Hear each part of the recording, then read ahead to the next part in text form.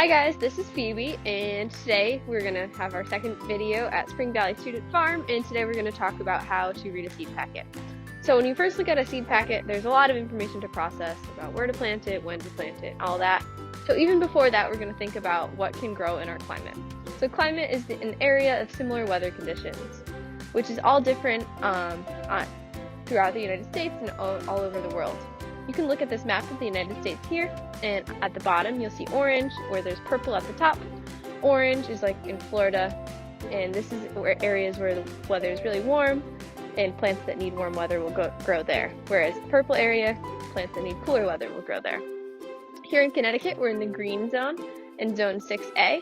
So when we know that, we can read a seed packet and find out which plants can grow in our zone and base it off of that. We're going to start by looking at the front of the seed packet, and the first thing we see is the name, which Maura will explain more later. If we look a little bit down, we see the number of days till maturity, which here is 45 to 55. This tells us that if we plant the seed now, within 45 to 55 days, we'll have a vegetable that we can eat. Below that, it tells the height, which is really tall for this one because it's a pole bean, meaning it grows straight upwards. And it also tells us the minimum number of seeds. Here it's 55, but sometimes it goes by weight as well.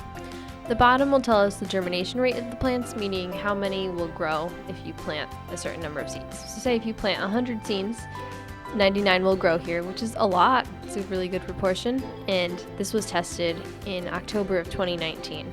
So if we plant them now, 2 years later, less will grow. It's best to get new seeds for that. Okay, now we're going to look at the back of the packet, and the first thing we'll talk about is the life cycle. So this tells you whether or not the plant will grow back next year. So this one right here is an annual, which means that you have to plant it every year, whereas other perennials are things like trees and bushes that will just, they might lose their leaves in the winter, but they'll come back again next year without being replanted.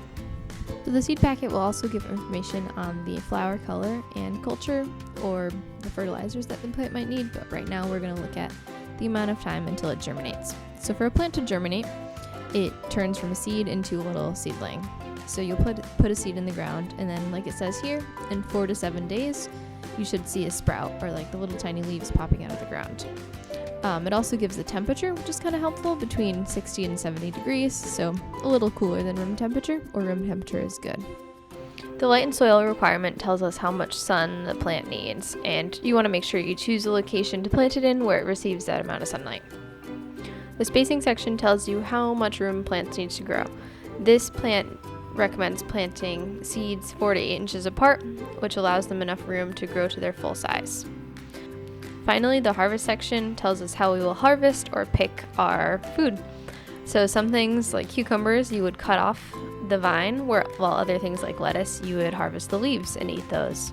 So this will tell you how to harvest them and when you know that they're ready. Hey guys, it's Maura. I'm going to be picking up where Phoebe left off and talk a little bit about the different names you might find on a seed packet. If you know the possible names for a plant you're looking to buy, it'll be even easier to buy the seeds. Plants go by many different names. The name we usually use is what we call the common name, like sunflower or lettuce. There are also different varieties of each type of plant. Tomatoes, for example, come in many different varieties.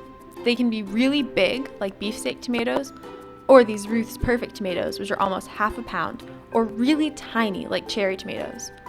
But even cherry tomatoes have more specific names as well, like Snow White, Jasper, or Sweet 100, and they all differ slightly.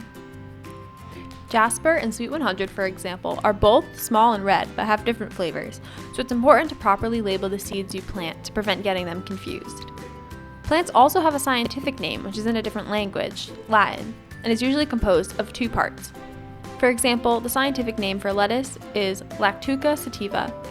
Plants can also be sorted by variety, which have a Latin name as well. Plants like tomatoes, peppers, and potatoes belong to the Solanaceae variety, but we'll talk more about this in a future video. When buying seeds, you might see the common name, scientific name, variety, or all 3 listed on the package. Make sure to double check that you selected the right seeds for the plant you want to grow. That's all for this week's video. Hope you liked it and learned a little bit about how to read a seed packet. Stay tuned for next week's video where we'll be talking about different plant families.